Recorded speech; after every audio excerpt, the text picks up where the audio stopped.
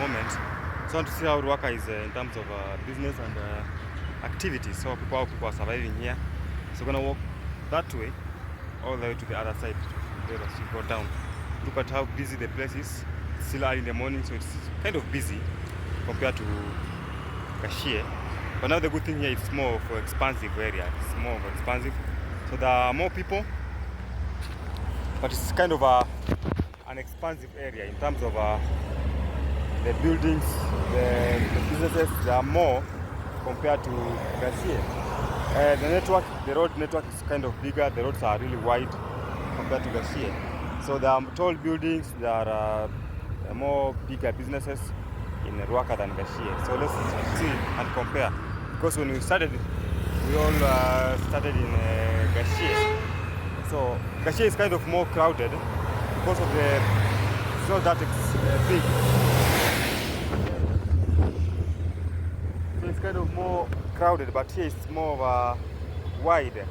So let's go, guys, and see what Ruaka will give us today. Very nice buildings here, and even the other side. Let us walk through this path here and see what we're gonna see today.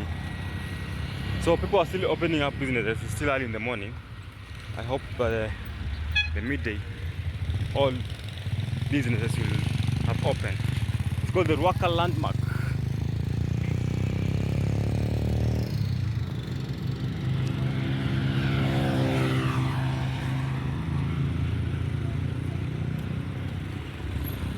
Some fast food stalls there.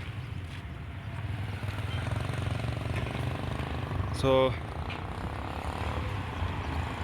this road here has really changed the land value of this particular place. Before it was built and expanded, this area used to have a very tiny road. Dropping and picking of up passengers is not allowed on this main road.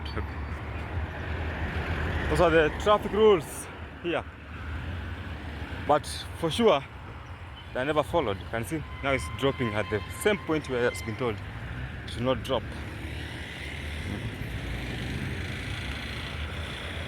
So in Kenya, traffic rules are not really followed that much.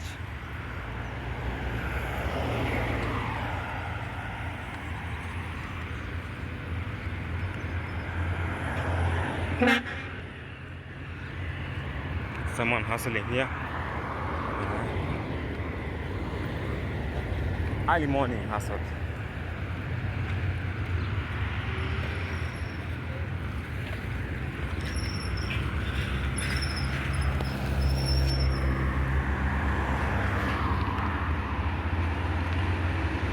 So not 50%, 50.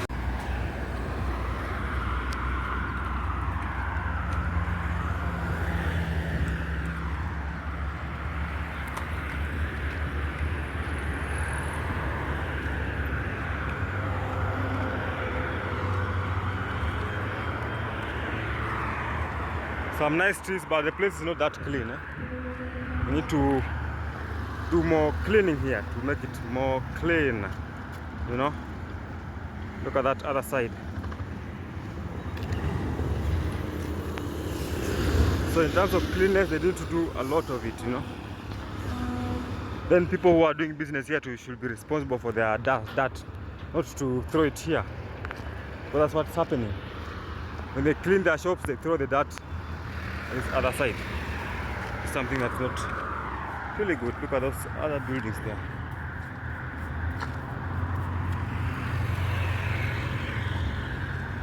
Called TBT Fitness.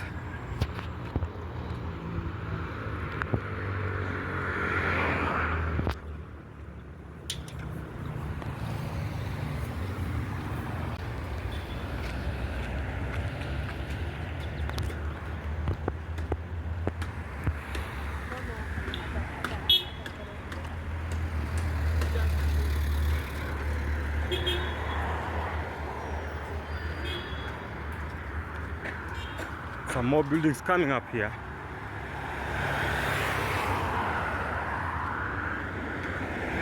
More developments.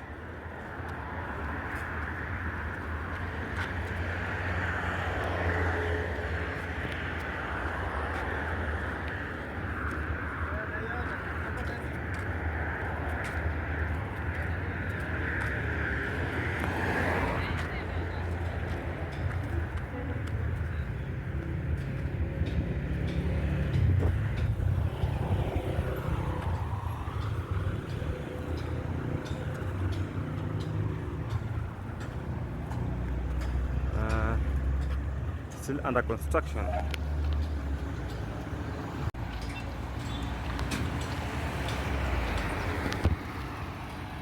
These trees along the road, they make it look so nice. Some shops there on the other side, you know.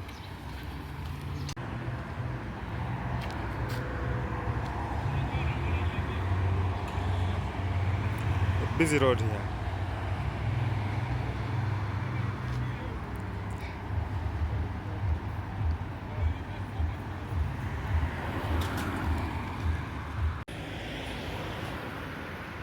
Very nice tall building there. So now I'm trying to get to the more of a silent place here down here. Looks like a village setup, so that's what we're heading to. And let's hope that place will be amazing for you guys, and you'll be able to enjoy and see the silent part of this area here.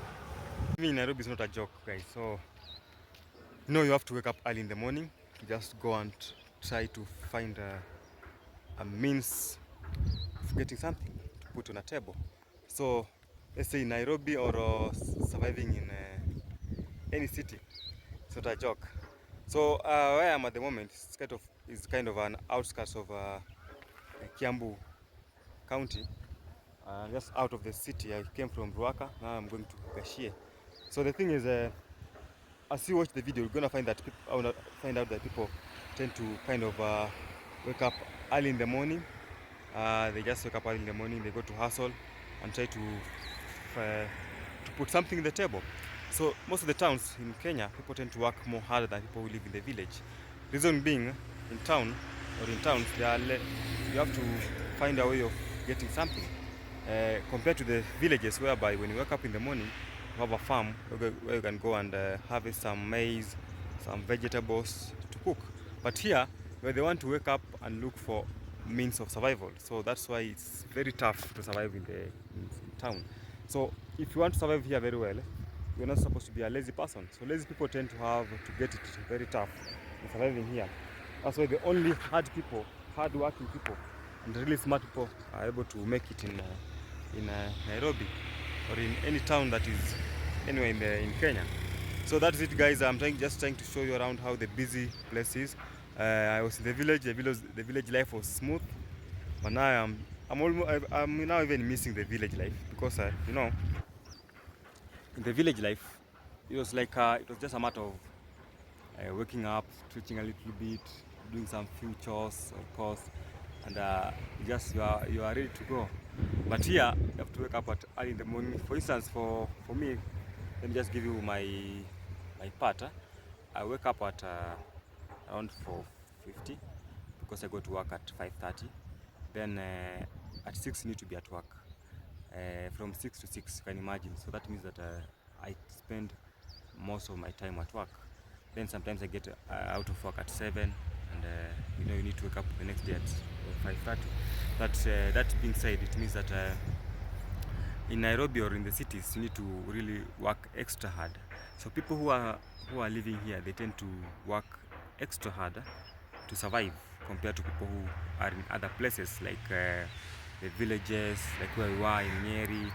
You know, even if they are waking up early in the morning, but they don't really struggle more effort than people who live in the city. Because in the city, you need to make sure that you put into consideration, you need to pay rent, you need to pay electricity bill, water bills, you need to pay transport, you need to buy food. Those are 5 major things that you have to do to survive in the city. You have to. You have no option. You have to.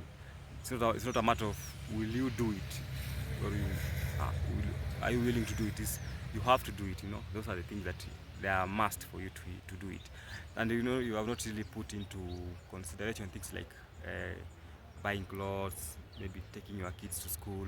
So city life is kind of more tricky situation for sure compared to the village life. That's why I usually tell people that if you are able to make it in the village, you're able to make some money in the village, and you are living in a very nice environment, and you are able to build a small home where you can call a place you can call your home in the villages, stay there, my friend. Just stay there and grow while in the village. But if you want to explore this hard-working shagala-bagala life, you can try the city. You know, sometimes it's good to try the city life, so that when you go back to the village and you have your hand on some money, you're able to use it very well, because now you have learned how to make wise use of your money. So that's something that I've really learned about it, guys. Thank you so much, guys. I think you have learned on something about how people survive in the city, and how it's easier to survive in the village than the city, and why you need to make sure that you are in the city. You need to put in more effort, you need to put in more skills to be able to survive. So it's a very nice place to be in the city sometimes, because you are able to explore and learn a lot. But now when you get a chance to be in the village, please get to the village life, do your best, and you're gonna not regret, because in the village life you're able to have more of a peaceful life compared to the city. So remember to like, comment, and subscribe the channel, guys. We're heading to 3,000 subscribers, and we're working so hard to get to watch hours. So watch the video till the end, and the live streams, go and watch them. I've done a playlist on the village series that I did in Nyeri. Go and check it out, and remember to like, comment, and subscribe. So guys, thank you so much, and see you in the next video.